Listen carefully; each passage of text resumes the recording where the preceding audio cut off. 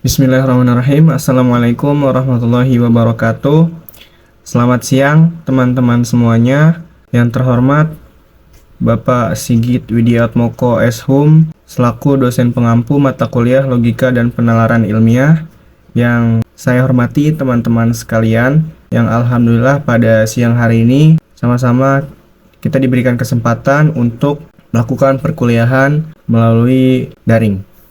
Pada kesempatan kali ini, kami dari kelompok 2 akan mempresentasikan hasil diskusi kami, yaitu mengenai konsistensi versus kontradiksi, mengidentifikasi kesamaan dan perbedaan informasi dalam teks.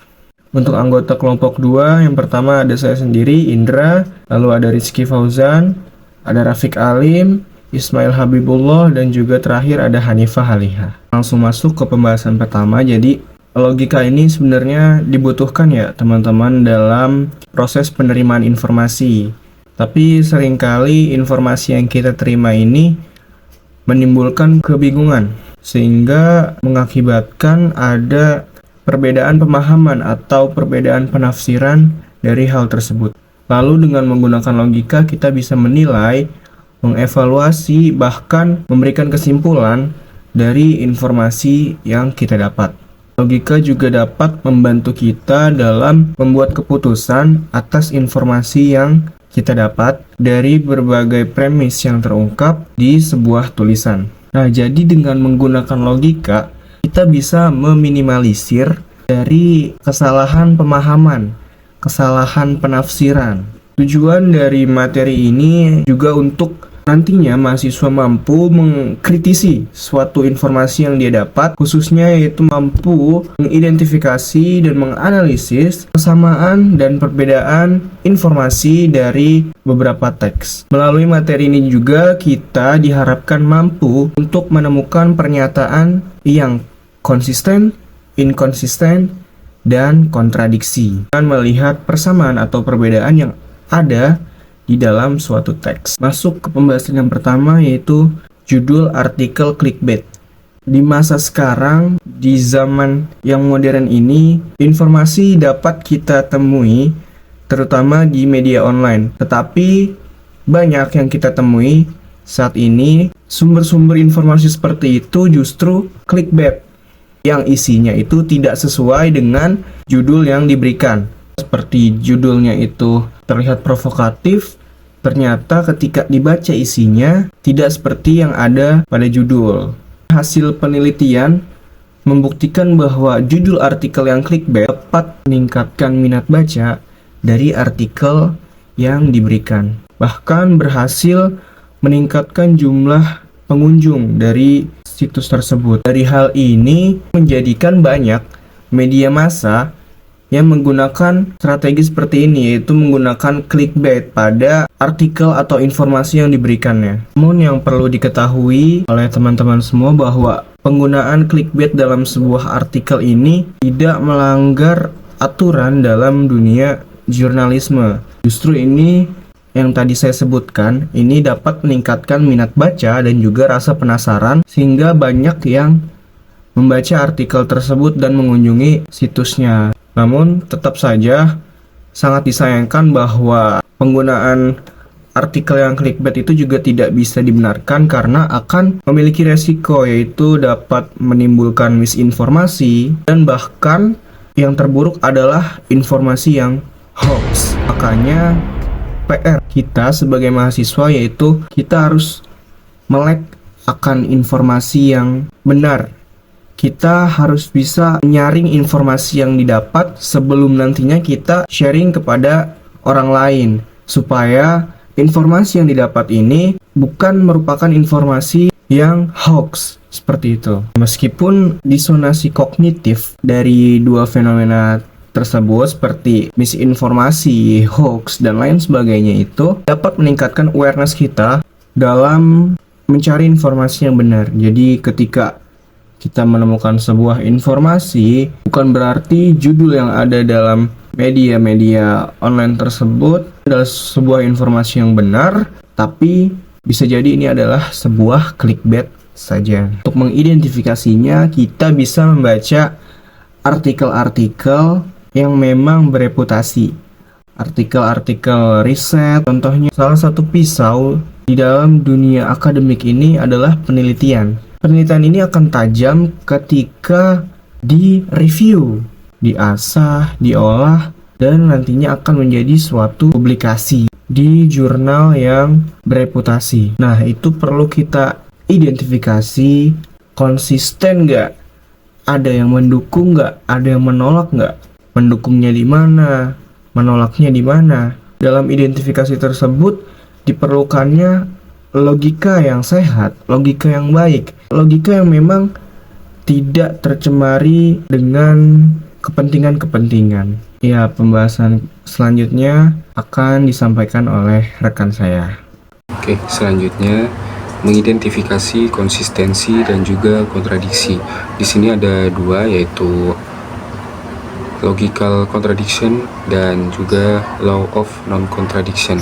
Yang disebut dengan logical contradiction itu ketika suatu pernyataan dianggap konsisten jika informasi yang disampaikan itu tidak kontradiktif dengan logika yang ada.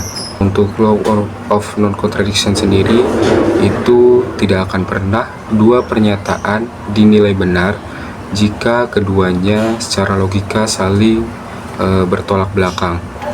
Nah, untuk contohnya sendiri, ini ada suatu pernyataan, restoran tersebut buka sejak pukul 6 dan pelanggan bisa mulai memesan sejak pukul 5.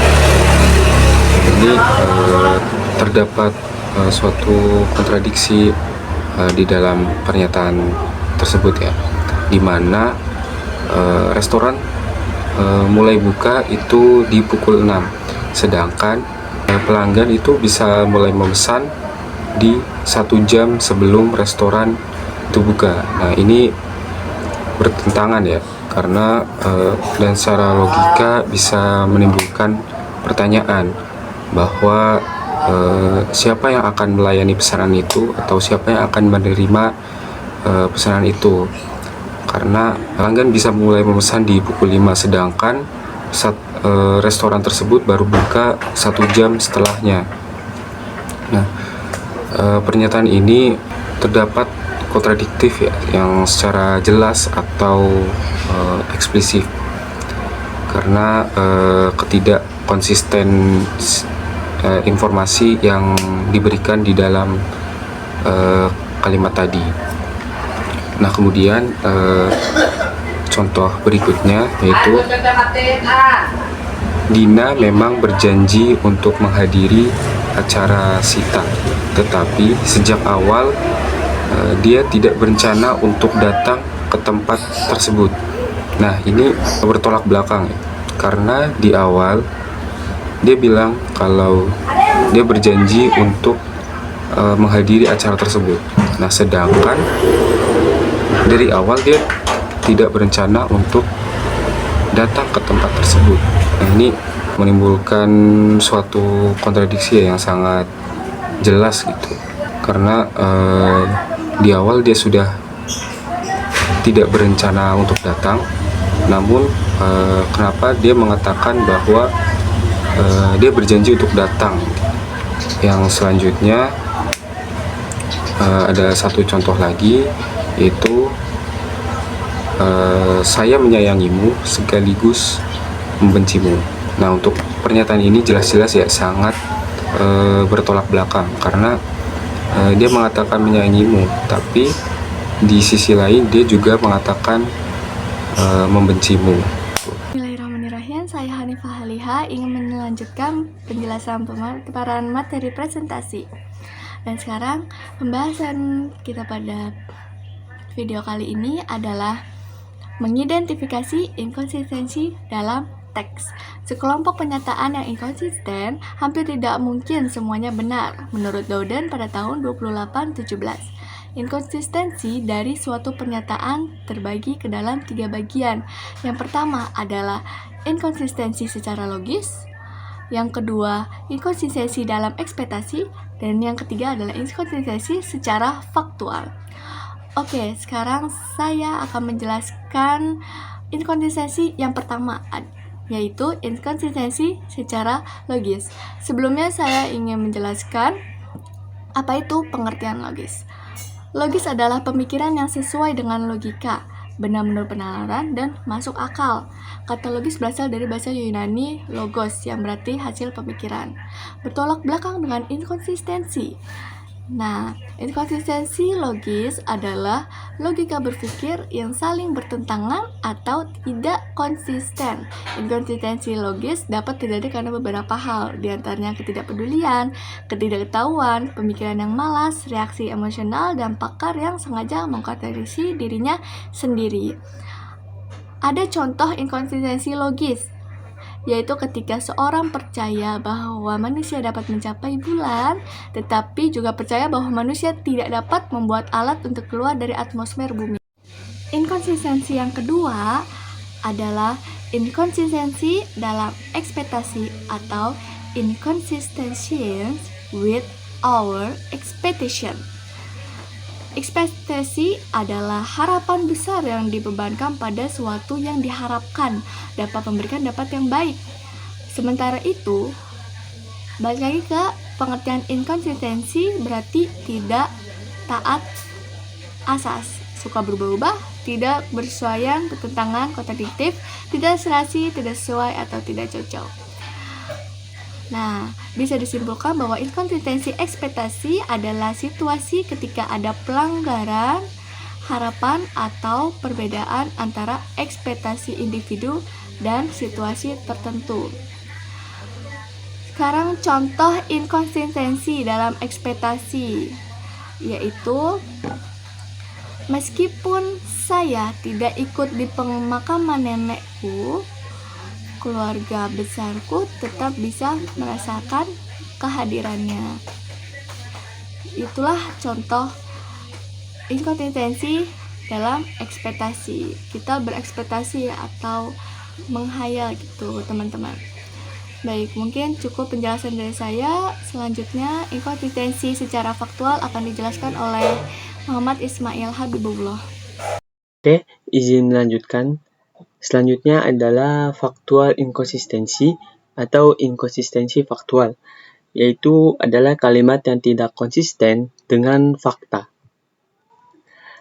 Inkonsistensi faktual adalah ketidaksesuaian antara pernyataan yang dibuat dengan fakta yang sebenarnya.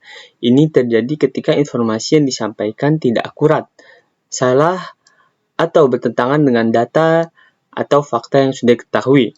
Inkonsistensi faktual dapat disebabkan oleh kesalahan pengetahuan, kurangnya penelitian, atau sengaja menyebarkan informasi yang salah. Di sini ada beberapa contoh dari inkonsistensi faktual, yaitu contohnya, setiap orang telah meninggalkan ruang rapat, namun Teddy masih ada di ruangan tersebut. Ini menunjukkan bahwa inkonsistensi secara faktual, yaitu secara fakta, bahwa dalam kalimatnya terdapat setiap orang telah meninggalkan ruang rapat. Tetapi di sini ada Teddy masih ada di ruang tersebut, berarti belum semua orang telah meninggalkan ruang rapat. Masih ada Teddy di dalam ruang rapat. Ini menjadi inkonsistensi secara faktual, yaitu ketidaksesuaian antara pernyataan yang dibuat dengan fakta sebenarnya. Setelah itu ada contoh yang lainnya. Di sini ada contoh pernyataan bahwa burung unta adalah burung terbesar di dunia dan mereka dapat terbang dengan kecepatan tinggi. Ini adalah contoh dari inkonsistensi faktual, yaitu meskipun burung unta adalah burung terbesar di dunia, tetapi mereka tidak dapat terbang. Fakta yang benar adalah bahwa mereka hewan darat yang berlari cepat, bukan terbang. Inkonsistensi faktual dapat mengganggu kredibilitas informasi dan menyebabkan kesalahan dalam pemahaman pembaca. Mungkin untuk contoh yang lainnya, ada pada contoh Indonesia merdeka pada tahun 1950. Ini menjadi inkonsistensi faktual karena faktanya Indonesia merdeka pada 17 Agustus 1445. Oke, baik. Sebelumnya saya ucapkan terima kasih kepada teman-teman saya yang telah memulai presentasi dan menjelaskan berbagai hal mengenai informasi kontradiksi dan inkonsistensi gitu, teman-teman. Mungkin sebelum masuk penjelasan saya mengenai memaknai informasi kontradiksi dan inkonsistensi, sebelum itu saya akan mereview ulang mungkin ya mengenai kontradiksi itu apa dan inkonsistensi itu apa. Jadi kontradiksi itu terjadi ketika dua pernyataan saling bertentangan secara langsung, teman-teman. Contohnya, jika seorang mengatakan semua burung itu bisa terbang dan ada burung yang tidak bisa terbang, maka kedua premis tersebut tidak bisa dibenarkan sekaligus, teman-teman, karena saling bertentangan. Karena yang satu bilang semua, yang satu lagi bilang ada burung yang tidak bisa terbang. Mungkin dalam hal ini kita dapat perbaiki dengan merubah premis awal ya, teman-teman. Yang dari awal kata semuanya itu diganti kebanyakan burung. Jadi kebanyakan ya. Jadi mungkin bisa diganti seperti ini premisnya. Kebanyakan burung bisa terbang dan beberapa burung tidak bisa terbang. Lalu mungkin kita lanjut ke inkonsistensi. Ini lebih umum merujuk pada situasi di mana sejumlah pernyataan atau kenyataan tidak dapat berdiri bersama secara harmonis. Jadi antara premis satu dan premis lainnya tidak harmonis, teman-teman. Sebuah argumen bisa dianggap inkonsistensi jika ada bagian dari argumen yang saling bertentangan, meskipun tidak secara langsung. Misalnya seorang yang mengklaim ingin hidup sehat, tapi dia tetap makan junk food itu ya. Ini tentu tidak konsisten gitu. Antara niat ingin hidup sehat dengan mengkonsumsi makanan yang kurang sehat ya, teman-teman. Mungkin hal ini bisa diperbaiki ya. Atau mungkin inkonsistensi ini bisa dijelaskan lebih detail mengapa dia memakan junk food gitu. Mungkin saja beliau ini sedang sibuk dan ingin yang instan-instan gitu. Jadi pada singkatnya, semua kontradiksi itu adalah inkonsistensi, tetapi tidak semua inkonsistensi adalah kontradiksi secara langsung. Jadi inkonsistensi ini berada di tengah-tengah antara kontradiksi dan konsistensi. Jadi inkonsistensi dapat benar dan juga dapat salah gitu, teman-teman. Mungkin bisa konsisten melalui perbaikan dan penjelasan lebih mendetail mengenai informasi tersebut, seperti yang saya jelaskan tadi. Dari inkonsistensi jadi konsisten gitu karena telah diperbaiki pemahaman logiknya gitu, teman-teman. Oke, mungkin kita balik lagi ke topik kita yang membahas mengenai bagaimana kita memaknai sebuah informasi kontradiktif serta informasi yang inkonsistensi gitu. Jadi dengan mengidentifikasi informasi kontradiksi dan inkonsistensi dapat membantu kita memahami dan mengevaluasi argumen atau pernyataan menjadi lebih baik, teman-teman. Jadi seperti yang saya contohkan tadi, untuk mengkoreksi dan meninjau ulang mengenai pernyataan kontradiktif ataupun inkonsistensi, sehingga pernyataan tersebut dapat menjadi awal mula timbulnya kritik yang membangun, teman-teman, terhadap hal-hal kontradiksi ya tentunya. Sehingga dalam hal ini kita tentu harus mengasah juga pemikiran kritis dalam menerima ataupun menyampaikan sebuah informasi agar informasi tersebut tidak menimbulkan kesalahpahaman atau misunderstanding gitu. Lalu dari mengidentifikasi informasi juga kita belajar gitu, teman-teman, bagaimana kita harus menyampaikan informasi secara jelas dengan jadikan seseorang diam sempurna atau paham sepenuhnya, teman-teman. Lalu dalam menerima informasi juga kita tidak boleh secara mentah-mentah ya, tanpa dikritisi terlebih dahulu, maka ia akan cenderung langsung menyalahkan tanpa alasan yang jelas kalau tidak dikritik terlebih dahulu. Kita kembali ya ke PowerPoint-nya. Jadi saat membuat atau mendengarkan suatu pernyataan, individu perlu menggunakan bird eye view atau helicopter view agar mempertimbangkan berbagai sudut pandang saat mengelola informasi. Jadi misalkan ada seorang pemimpin yang menyatakan kita perlu mengurangi pengeluaran untuk meningkatkan efisiensi, tapi kemudian ia juga mengusulkan peningkatan anggaran untuk proyeknya. Tentu saja ini merupakan kontradiksi ya, teman-teman, karena salah satu ingin mengurangi pengeluaran, tapi dia ada usulan untuk meningkatkan anggarannya untuk proyek baru gitu. Apabila kita menggunakan perspektif bird eye view, kita dapat melihat kontradiksinya, teman-teman. Kontradiksi yang tadi saya jelaskan, bahwa mengapa pas kita hemat harus mengeluarkan anggaran yang banyak untuk proyek baru gitu. Padahal premis awalnya mengeluarkan untuk meningkatkan efisiensi. Kita bisa tinjau nih, ini sebenarnya kenapa nih pembimbing kita menyampaikan visi atau tujuan tersebut. Mungkin dari konteks yang lebih luas kita dapat lihat nih keseluruhan situasi dalam memahami faktor-faktor lain yang mempengaruhi keputusan tersebut. Mungkin ada faktor-faktor lain yang mempengaruhi, baik mungkin ada tekanan politik, kebutuhan mendesak, ataupun kepentingan kelompok tertentu ya. Mungkin ada semacam korupsi, atau juga merupakan strategi dari pemimpin tersebut. Kan beliau membangun proyek baru nih. Mungkin saja beliau memiliki strategi subsidi silang gitu.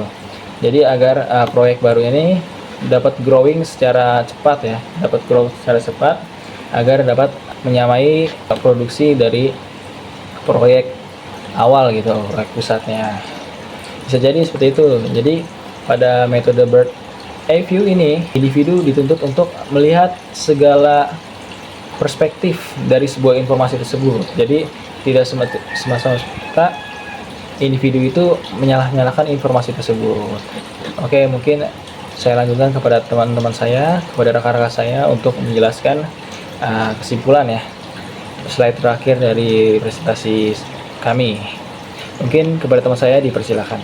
Baik, pada bagian kesimpulan di sini kami menyimpulkan bahwa kemampuan mengidentifikasi kesamaan dan perbedaan informasi atau pernyataan dalam suatu teks dibutuhkan untuk menemukan adanya inkonsistensi atau kontradiksi informasi pada teks. Kemampuan ini juga dibutuhkan untuk menemukan kemungkinan terjadinya inkonsistensi atau maupun kontradiksi informasi yang dicantumkan pada beberapa teks atau artikel. Dengan mengidentifikasi informasi yang inkonsisten dan kontradiktif dengan cara menemukan perbedaan pernyataan dalam atau antar teks, maka kita telah membangun kritik yang bermanfaat atas sumber informasi tersebut. Serta bab ini membahas pentingnya logika dalam mengidentifikasi persamaan dan perbedaan informasi dalam teks. Bab ini juga menjelaskan bagaimana siswa harus menggunakan pemikiran kritis dalam mengevaluasi informasi untuk membedakan antar pernyataan yang konsisten, tidak konsisten, dan bertentangan.